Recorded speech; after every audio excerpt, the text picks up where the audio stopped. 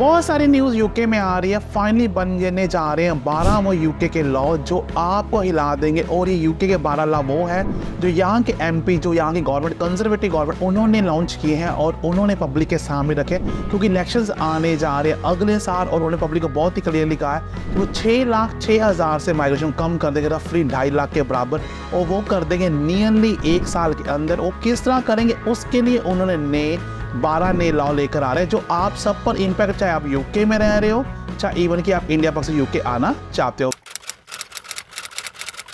Welcome to my channel once again. मेरा नाम है गैरी। आज की न्यूज़ सुनकर हमें रोना आएगा कि यूके बनने जा रहे हैं 12 ऐसे लॉ जो आपको और आपकी फैमिली को इम्पैक्ट करेंगे, इवन कि आप यूके में हैं और इवन कि आप इंडिया या किसी और भी कंट्री यूके आना चाहते हैं।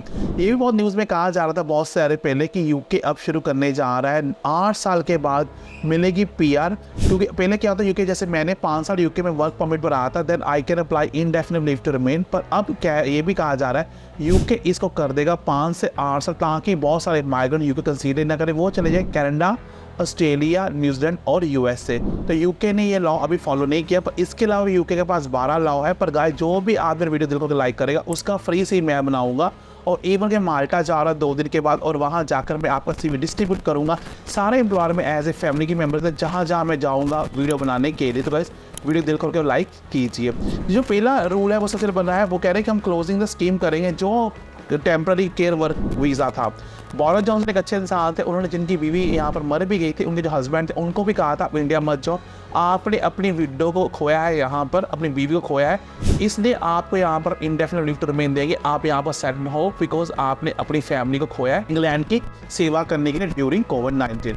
पर वही जो केयर वर्कर भी, जहाँ पर इनके हस्बैंड को उसकी वाइफ की डेथ के बाद भी वीज़ा मिल रहा था परमानेंटली, अब उन्होंने कहा कि वो टेम्पररी इसको बंद करने जा रहे केयर वर्कर को वीज़ा। और अगर ऐसा करेंगे इससे जो फिगर है 1,17,000 कम हो जाएगी। सेकेंडली करीब उन्होंने कहा है कि जो स्किल वर्कर की जो सैलरी 38,000 पर ईयर कर रहे हैं, जो कि पहले 25,600 पाउंड थी, जो कि रफली बहुत ज़्यादा है, इससे भी माइग्रेंट रिड्यूस हो जाएगी 54,000। जो क्योंकि इतनी ज़्यादा सैलरी जब बढ़ जाएगी, कोई भी एम्प्लॉयर इंडिया पाकिस्तान से 10 बार सोचेगा, क्योंकि ये सैलरी बहुत ज़्यादा है और फ्रेशर लड़का लड़की स्ट्रगल करेंगे यूके मूव होने के लिए। और इवन कि अगर आप यूके में स्टडी कर आपने यहाँ पर मास्टर कंप्लीट किए, फिर भी आपको यहाँ पर रहने के लिए, जॉब के लिए एज ए फ्रेशर आप भी स्ट्रगल करोगे। पर एनीवे, जो लोग मेरा वीडियो देख रहे हैं, आपको साइट पर दिखाया जा रहा है मेरे सीवी से रोल्स रॉयस में लोग को जॉब मिल गई, डाटा साइंटिस्ट को, इवन कि डॉक्टर ऑक्सफोर्ड में जो भी आदमी स्ट्रगल कर रहा है यहाँ पर टियर 2 जॉब ढूंढने के लिए, वो में से करियर गाइडेंस ले सकता है और वैसे अपना रिज्यूम और कवर लेटर बनाने के लिए मेरे व्हाट्सएप नंबर पर आ सकता है।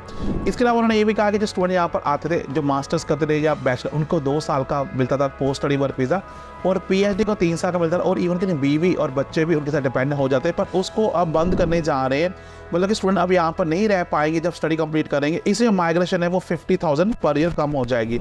और इसके अलावा जो स्टूडेंट डिपेंडेंट है, मास्टर्स करने आते थे या पीएचडी, आपके डिपेंडेंट, आपके हस्बैंड अब आप पर नहीं आ पाएंगे मास्टर्स के लिए, स्पेशली जिनका 1 साल कोर्स है, इससे भी जो माइग्रेशन है वो रिड्यूस हो जाएगी 75,000।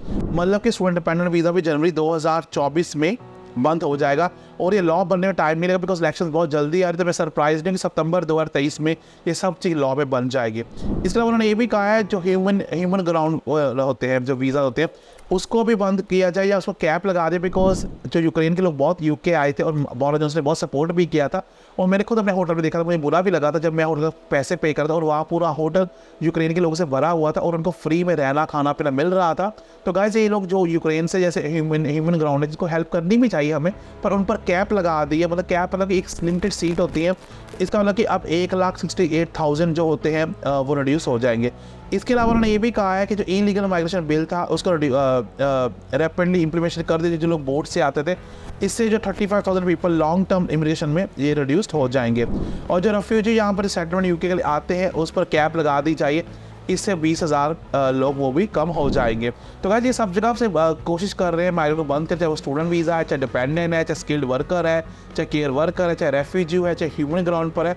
ऐसा करने से इनका टारगेट है कि ये जो फिगर है उसको रिड्यूस कर दिया जाए हाफ प्राइस है, बिकॉज इलेक्शंस भी आ रहे हैं, प्लस माइग्रेंट बहुत ज़्यादा हो चुके हैं, कहीं ना कहीं ये ब्रिटिश गवर्नमेंट के लिए या ब्रिटिश पब्लिक के लिए सेफ्टी के लिए भी रिस्क है। और जैसा मैंने बताया कि इन्होंने फिर क्या किया है, जो वहाँ पे ब्रिटिश नेशनल है अपनी वाइफ को बुलाना चाहता है, उनकी जो सैलरी है वो 26,200 कर दी, पहले 18,000 कुछ होती थी।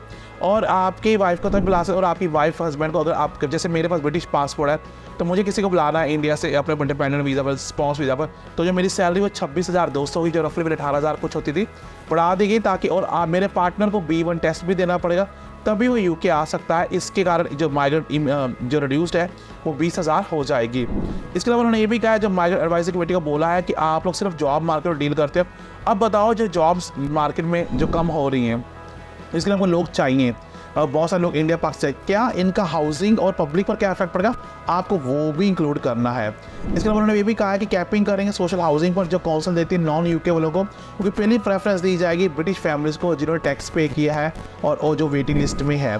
तो जिन्होंने कैपिंग कर दी हाउसिंग पर, जो लोग कौंसिल देती है फ्री ऑफ हाउस रहने के लिए। और उन्होंने ये भी कहा है, जो लास्ट में बहुत डिस्टर्बिंग है, जो मुझे बहुत रोना आ रहा है, IHS charge, national health service charges है, जो पर पर्सन 27,000 कर दी गई है, जो कि बहुत ही ज़्यादा है। उन्होंने ये भी कहा है कि 27,000 कर दी जाएगी, जिसके कारण बहुत सारे लोग अब यहाँ पर नहीं आएंगे। तो ये 12 लॉ है, अभी प्रपोजल स्टेज पर चल रहे। अगर ये बन जाएंगे तो मेरे ख्याल से यूके में कोई भी नहीं आएगा, यूके की इकोनॉमी बिल्कुल नीचे गिर जाएगी। पर इलेक्शंस आ रहे हैं कि आपका 2025 के बाद ये फिर रूल्स को लिफ्ट कर दे और फिर आपको पोस्ट स्टडी वर्क वीज़ा मिलना शुरू हो जाए, क्या आपका फिर आपको डिपेंडेंट वीज़ा यूके आना शुरू हो जाए। और स्टूडेंट जो यूके में आ रहे हैं उनको अच्छी यूनिवर्सिटी से स्टडी करें या बुरी से, आपको स्टूडेंट चाहिए इंटर्नशिप को फीस लेकर आते हैं। पर फिलहाल मुझे लग रहा है 2024 जनवरी या सितंबर 2023 के बाद ये कुछ तो लॉ बन ही जाएंगे। पर गाइस, आपको कीप आई ऑन करें गवर्नमेंट की वेबसाइट। ना तो मैं वकील हूँ और ना ही मैं कोई एजेंट हूँ, you must go to government की वेबसाइट, जो बाइबल की तरह, वहाँ जाकर आप देखिए आपको कौन कौन से लॉ बनते हैं। और बहुत ही गुड न्यूज़ ये है कि जो इंडिया का यूथ मोबिलिटी वीज़ा यूके शुरू करने जा रहा है नेक्स्ट वीक के होपफुली, जहाँ पर इंडियन लोग यूके जा सकते हैं बगैर एजेंट के, बगैर इंग्लिश टेस्ट के, बगैर जॉब ऑफर के। पर आपको CV अकाउंट बनवाना, आप मेरी इंस्टाग्राम गैरी बैक पर और मेरे व्हाट्सएप पर आ सकते हैं। वहाँ जाकर मैं आपसे 2 से लैपटॉप करूँगा और आपको बताऊँगा किस तरह आप ग्रीन माँ के बच्चे अपने सपना पूरा कर सकते हैं।